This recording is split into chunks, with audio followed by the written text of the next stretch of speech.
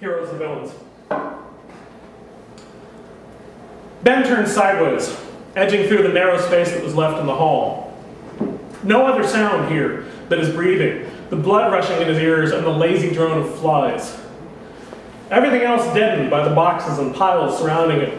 Newspapers and magazines, vinyl records, books, stacked to the ceiling. All of it seemed like it would come crashing down on him if he took one wrong step. God, he thought, what if there was an earthquake? Could you imagine getting caught in here if there was a fire?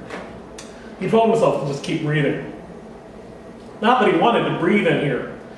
The hot summer air was so heavy with the smell of old cigarettes, flat beer, and spoiled food that he would almost swear he could see it, a yellow-brown tinge to the few shafts of dust-filled sunlight that managed to penetrate the cracks and gaps between boxes stacked in front of the windows.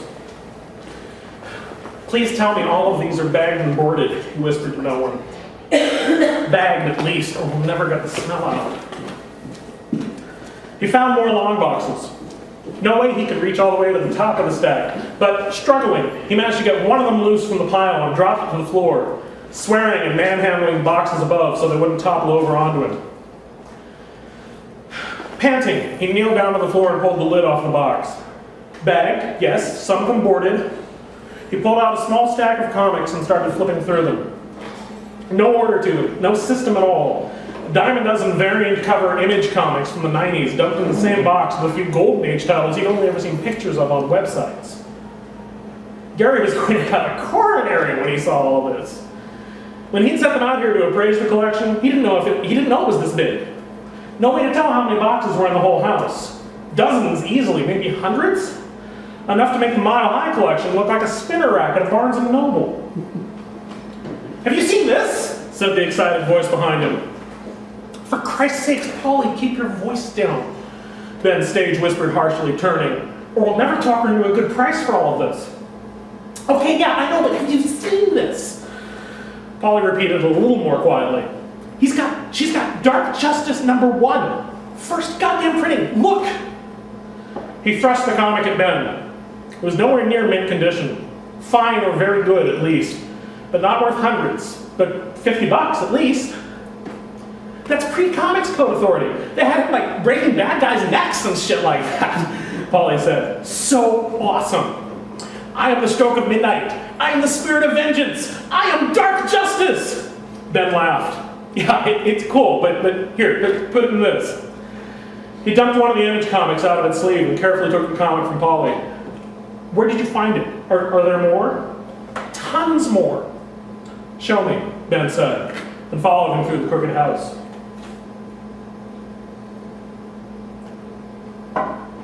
Hours later, well into dark, and Ben was exhausted. Paulie still seemed energized, like a kid on Christmas morning. He's 19, he's just 5 years younger than you, Ben told himself, but some days it felt more like 20. We didn't manage to go through everything, he told Mrs. Grant apologetically. Oh, I didn't think you would, she said, not in one day. He had so many comics, my David. She looked distant. He's dead now, you know. Oh, yes, Gary told us that. Our store manager, the man you talked to on the phone. Ben reached for the right thing to say. I'm very sorry for your loss. Oh, thank you. It was his time, poor David. It's his house, really. He kept saying we'd move someday, but this house has a way of holding on to people, just as much as it holds on to things. I keep trying to sort out some of his things, and, well, some of my things too, I suppose. But it all just gets away from you, doesn't it? She still smiled, but the tears were welling in her eyes. I keep trying. Well, you came to the right place, Ben said. I'm sure we can come to an arrangement. Gary would never let a find like this slip out of his fingers. He might have to take a business loan. Hell, he might need to move into a bigger storefront, but he'd find a way. I know they're worth some money at least, aren't they? She said. Would $5,000 be too much to ask? From behind him came Paulie's startled yelp. 5,000? He shut up when Ben, smiling and calm, took a small step backwards and his heel came down hard on Paulie's foot. That is too much, isn't it? She said sheepishly. Ben's mind reeled. He hadn't looked through a tenth of the comics inside, and he knew he'd seen over $5,000 worth already. Easy. Well, it is a lot of money, Ben said, but I'm sure we can manage to make you an offer. It's too late to reach my manager, but I'm sure he'll get back to you tomorrow. He'd wanted to call Gary earlier, but his cell phone had no signal in that house.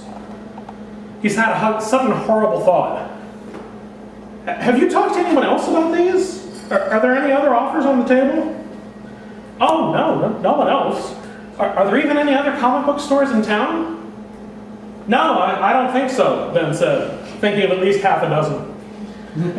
We'll call you tomorrow, Mrs. Grant. It was very nice meeting you. Very nice indeed, he thought.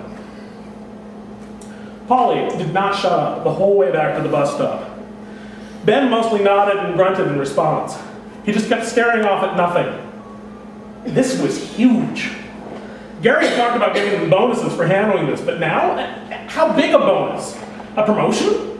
Maybe he'd finally talk the bastard into making him assistant manager. That would be something. Still can't believe they had all those old school dark justice issues, Paulie said. That is my favorite character of all time. Seriously, all time. As if Ben couldn't tell that from half the t-shirts that Polly wore to work. Uh-huh, Ben said. And $5 grand for the whole goddamn thing. I cannot wait to see the look on Gary's face when we... Polly stopped in mid-sentence and dead in his tracks. Do we have to tell him? He said slowly. What? Ben stared at him. The fuck are you talking about? Polly's eyes were almost as wide as his glasses. No, seriously, listen. Gary doesn't have, like, a legal claim on those books right now, right? He hasn't made an offer or anything yet, right? Okay, so? Just saying, she wouldn't know if she was selling to the store or to us. She wouldn't care, even. Man, think about it. That's enough comics back there to open our own comic store with. Holy shit. Ben wanted to sit down. He settled for sinking backwards against the nearest newspaper box and leaned back against it. You're right. We could do it, Paulie said. Seriously, $5,000 isn't that much money. His voice broke a little when he said it, but he looked determined. We each come up with half of it. We go in on it together. Partners. Just don't go into work tomorrow. Tell Gary you're sick. You quit. Tell him anything. Just don't tell him what we found. We get the money and we come back here instead. Okay? What do you think? Deal? Ben did the math in his head. He's right, he thought. We could do it. I've got almost $2,000 in savings. I'm sure I could borrow some money from Zeke or Tommy or hell, even Mom. There's no way I could come with $5,000 all by myself. He shook Polly's hand. Deal. Something felt like it shifted in that moment. Like his whole world tilted off axis just slightly. As Polly gripped his hand tight, as Polly's eyes locked onto his. But it kept spinning. Ben leaned back uneasily. It's that damn house, he thought. Being in that damn house all day, it's just getting to me, that's all.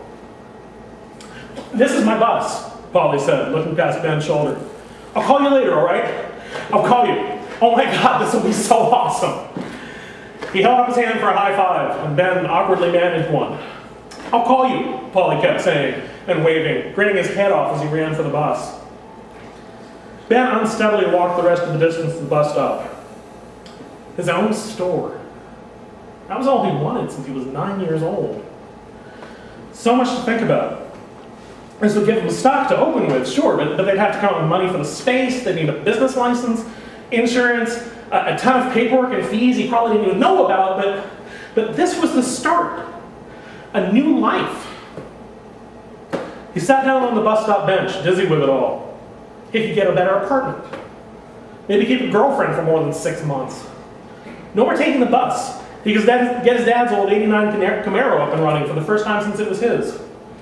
His very own comic store. He frowned. Well, he thought, mine and Polly's.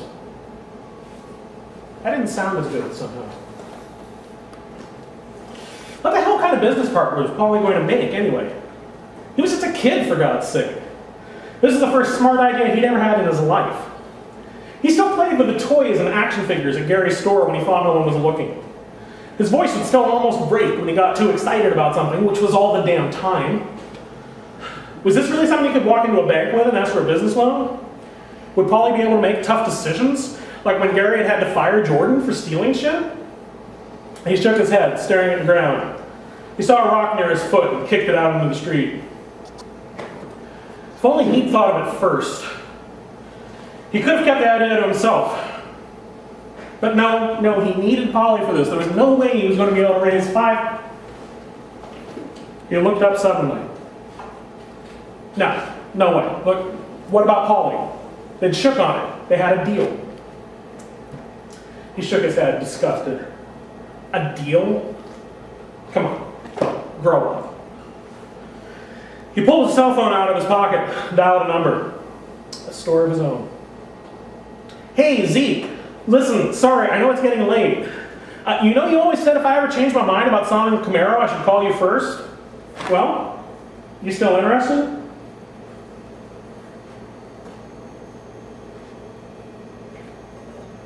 Ben stayed up late that night, unable to sleep. Paulie did call him a few times, but he just turned the ringer off and let it go to voicemail. He was busy looking at commercial real estate listings. Christ, he'd had no idea they were that expensive. It's no wonder Gary always seemed so stressed at the end of every month. And playing around in Photoshop, coming up with ideas for logos. Atomic Comics was the name he decided on. Big, bold 50s font, bright colors, a rocket ship in the background, very retro. He finally fell into bed and woke just 3 hours later to the alarm he'd set. A whole hour earlier than if he'd actually been getting up to go to work. Lots to do. He had a car to sell, and storage space, and a moving truck to rent. Paulie caught up to him at the old woman's house, as he and Zeke and Tommy and a few other guys he'd promised pizza and beer to were hauling boxes out to the truck. He was starting to realize that the storage unit he got this morning was only going to be big enough for maybe half the comics, but he'd figure something else out for the rest. Ben knew he looked terrible, but Paulie looked like shit. He clearly hadn't slept at all.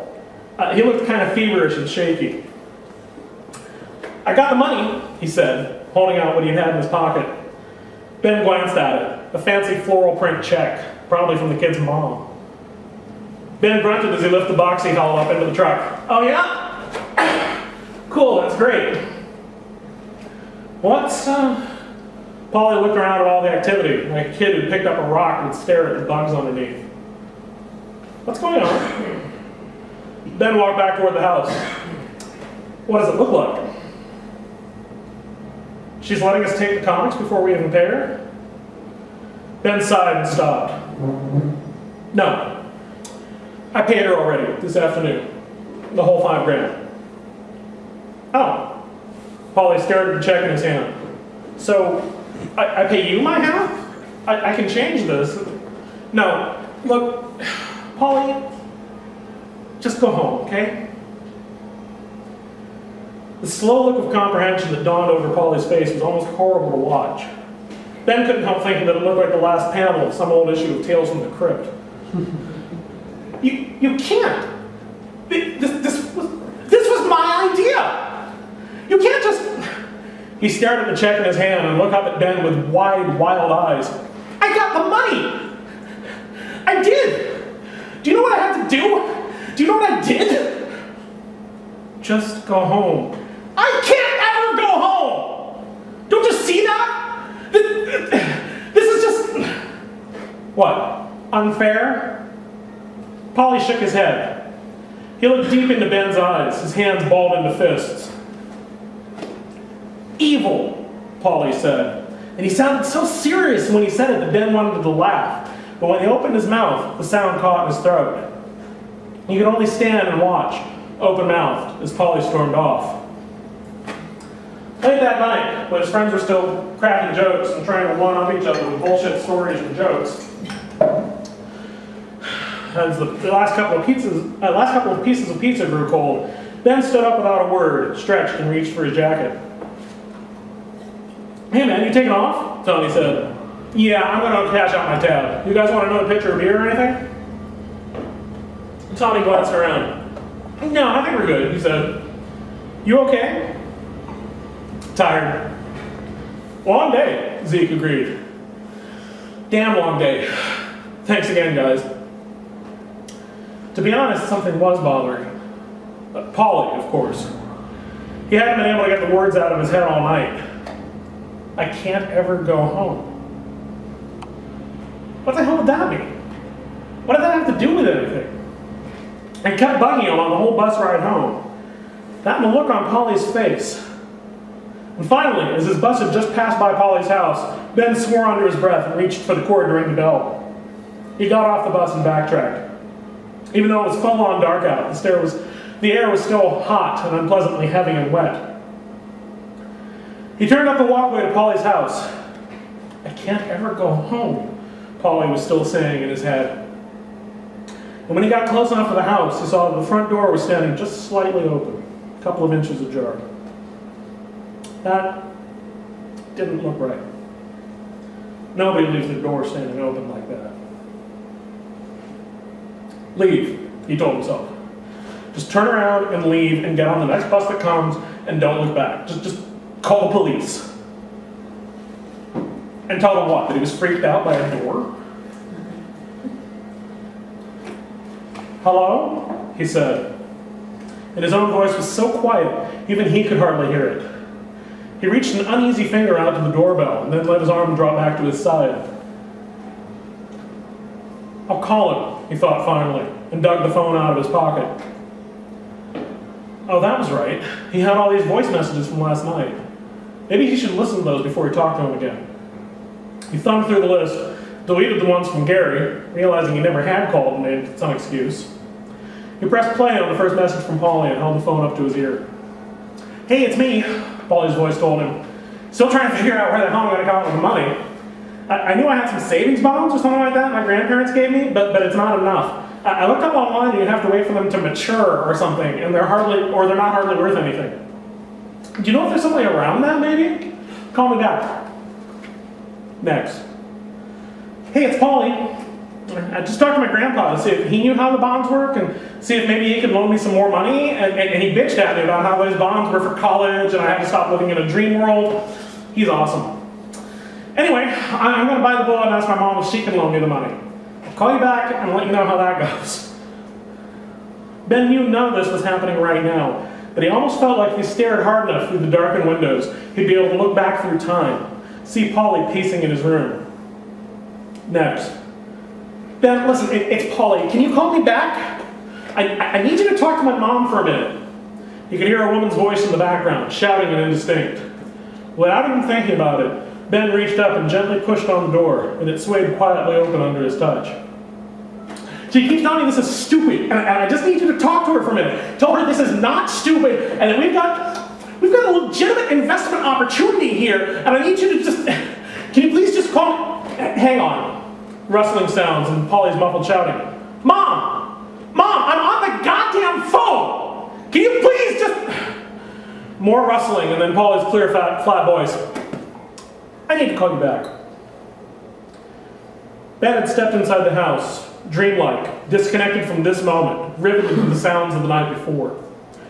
The inside of the house was as dark as the outside. He could see, faintly, a dim light coming from down the hall, from the kitchen. He moved toward it silently. Next. This message had no words at all. Just the sound of Polly crying. Just deep, racking sobs. And Ben had never heard anything like it. Not from Polly, not from anyone.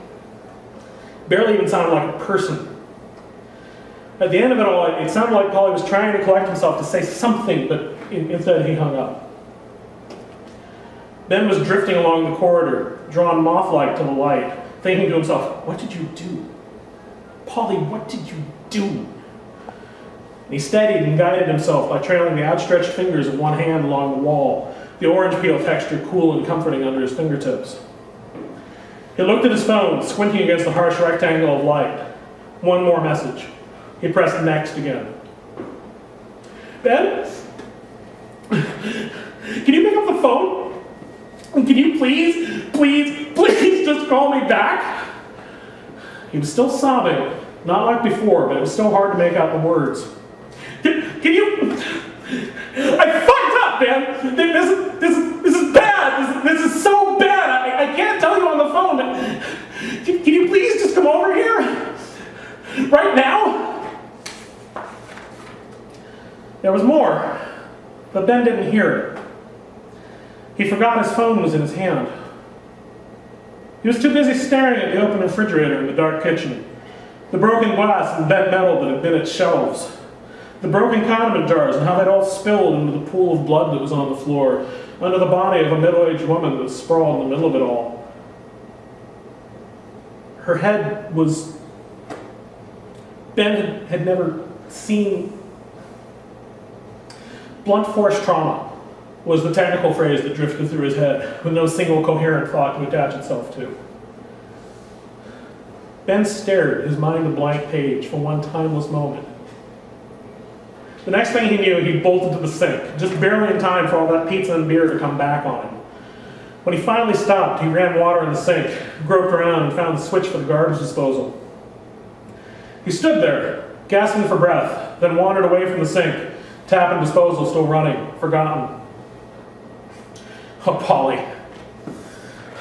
Polly, you really fucked up this time. Was he really not here? Had he really just run out of the house? No, stolen his dead mother's checkbook and then ran out of the house and just not looked back? Just hope the problem would go away? What, left all his stuff here? He made it out to the hallway and finally thought to turn on a light switch. He made his way up the stairs to Polly's room. He hadn't been here in a couple of years, but he remembered the way. The door to Polly's room stood wide open, and the room was lit by a single floor lamp. Ben stood staring in the doorway. Holy fuck, Ben said. The poster spread across the wall had a glaring masked face in huge blood-red letters. I am the voice of the night. I am the answer to the cries of the innocent. I am justice, dark justice. He never used to have all this stuff. There were other posters along with it, all of them dark justice. Like the toys and the action figures on the nightstand, the many statues and busts. Wait, they used to have that one at the store. That was like a couple of $100. How the hell did Polly ever...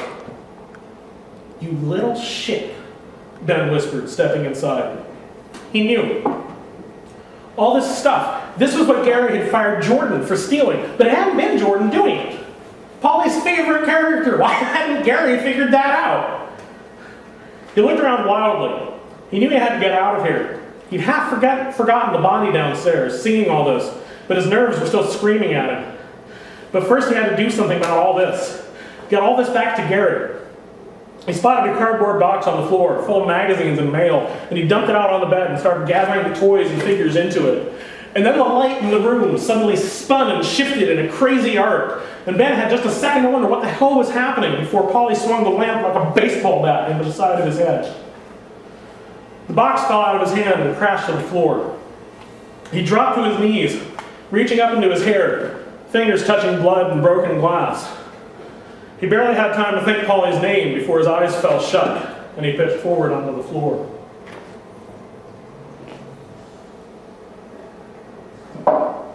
He woke up, something covering his eyes, arms trapped, but knew immediately where he was. The smell of that old house, the flat beer and ancient smoke, distinct like a fingerprint. And something else, something new, a sharp scent that made him think of summer.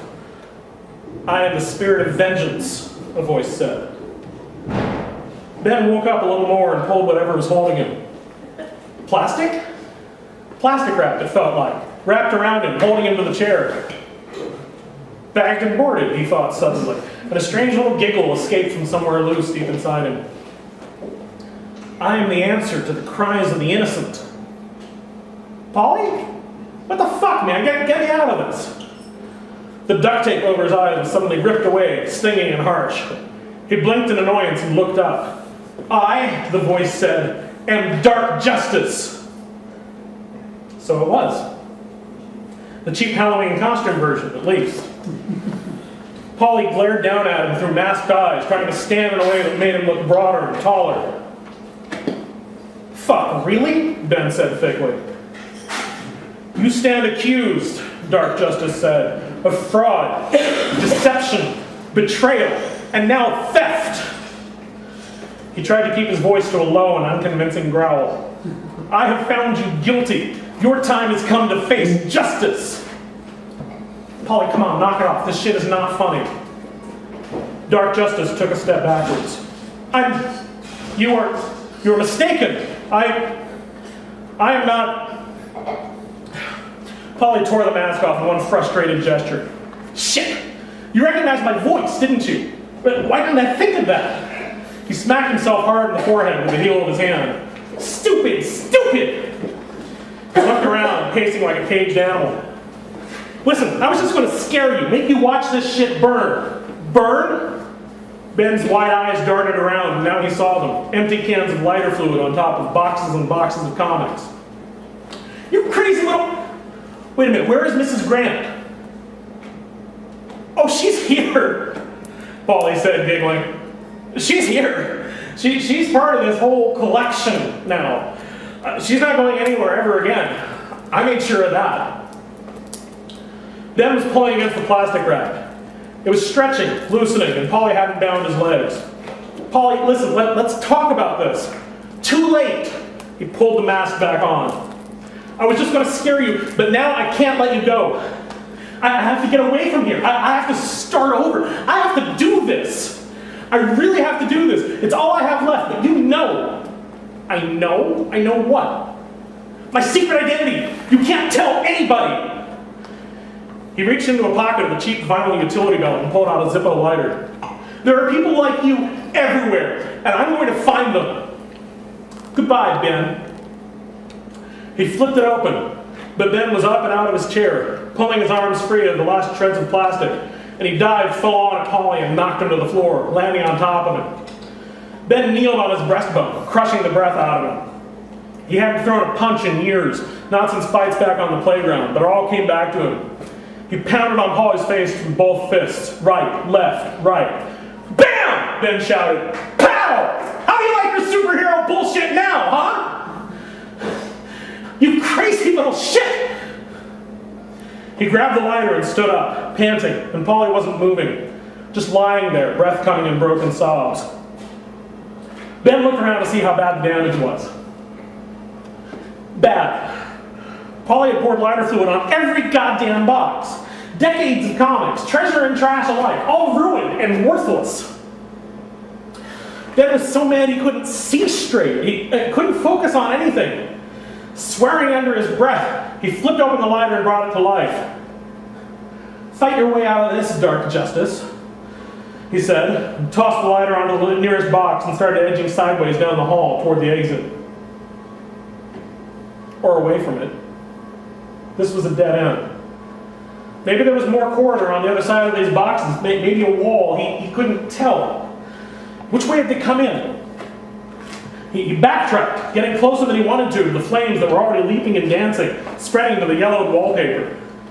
There was the kitchen, with all its stacks of garbage bags. If he could just get past that, out into the hallway beyond, he'd end up back where Polly was. He didn't look like he was breathing. The smoke was starting to get to Ben. How had he gone in a circle? How was that fucking possible? This house has a way of holding on to things, Mrs. Grant said. Just has a way of holding on to people, Mrs. Grant said, just as much as it holds on to things. He tried again, a different path, found a door and the knob was too hot to touch. The door was burning to the touch and he had to turn around again. And this is where Polly was, wasn't it? Where was he now? Polly? Where are you? Ben shouted, but raising his voice just made him cough more. It was getting hard to see. Laughter rang out from somewhere, from everywhere at once. Ben kept hearing the voice coming down halls, from behind doors. I am the darkness before dawn! Wasn't even recognizable as Polly anymore, not even human. I am the spirit of vengeance, the fires of hell! And that was the last sound he heard that wasn't the roar of the fire, the crashing of beams, as the crooked house finally came tumbling down.